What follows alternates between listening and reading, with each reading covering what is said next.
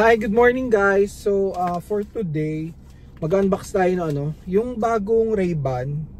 So Ray-Ban Meta. So bumili tayo sa sa website ng US. Tapos pinaship natin sa Philippines. So kakadating lang niya today. And nabuksan ko na siya pero hindi pa na-check yung item. So from US to Philippines, parang ata binayaran ko 1K. Tas na yun, wala nang tax sa customs.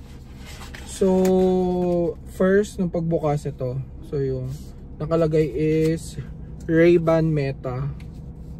And then meron pa, nahatak siya. Tapos ito, how to use safely package your return. Ayan. So return ata to. Ayan. And then ito, so Ray-Ban. Ayan. So Wayfarer yung kinuha ko. Tapos ganito yung box niya, nakalagay Ray-Ban Meta. And then yung model na kinuha ko. And then kasi ito sa likod mga instructions. Kala mo box na yung cellphone. Ray-Ban Meta. Tapos so let's open it.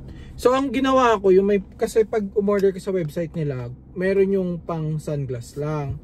Tapos meron ding prescription kung gusto mo. Yun nga lang may additional. So binayaran ko to parang ata 20k. Hindi, sorry. 27,000 sa pesos pag kinonvert. Kasama na yung prescription. Mahal yung mahal yung prescription nila. Pero pag yung sunglass lang, mura, 20k lang. Pero pag may grado, mas mahal.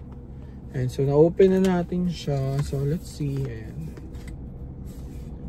So listen, call, live stream. And then ayan, so open natin. Ayan.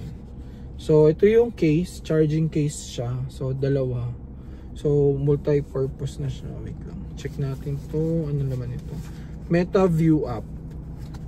Napupush ata ito eh. So ito yung cloth. Ayan. So ito to. Can we push this? Didiin pala siya. Ikukuko mo. Yun lang. So get started. Dami ng papel. Ayan. So paano siya gamitin? Tsaka ang maganda dito kasi nakikita ng tao pag nagre-record ka, umiilaw siya. So nagbi-blink. Tapos ayan. Want our smart glass, blah blah blah blah blah. Ayan.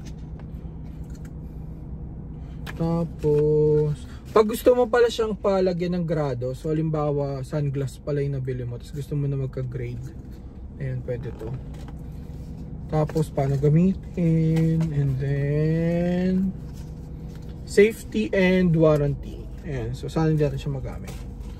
And then ito yung wiper, tablecloth tuloy.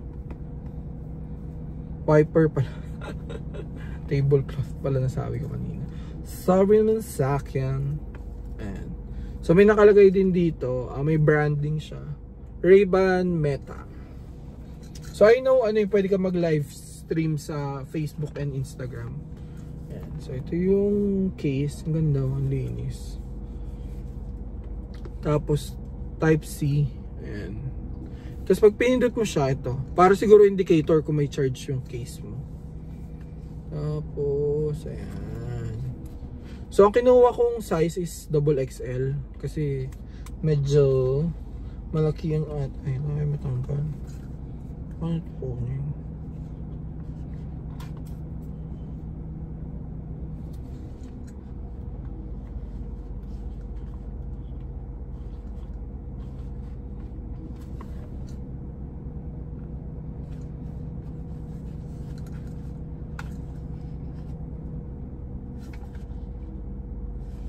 Okay.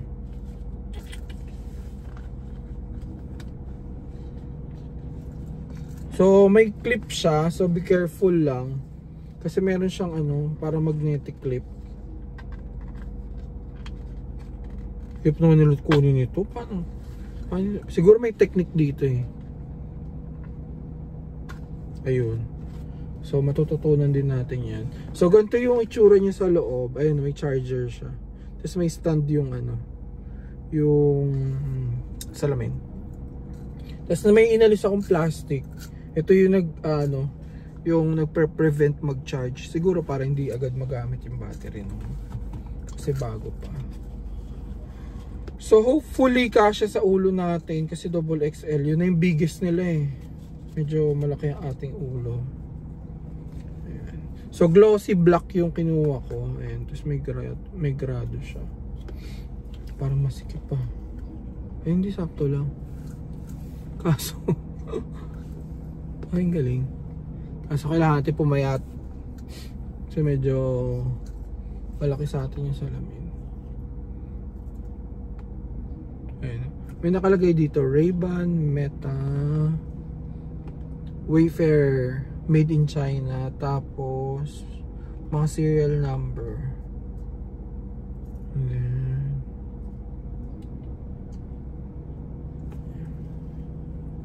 So malinaw siya. So sakto yung ano ko, yung grado, tama. Kasi nagpasukat muna ako bago ko nag-submit. Kasi meron dun sa website, kustomize mo yung grado. So merong kung negative ano ka, kung may astigmatism ka.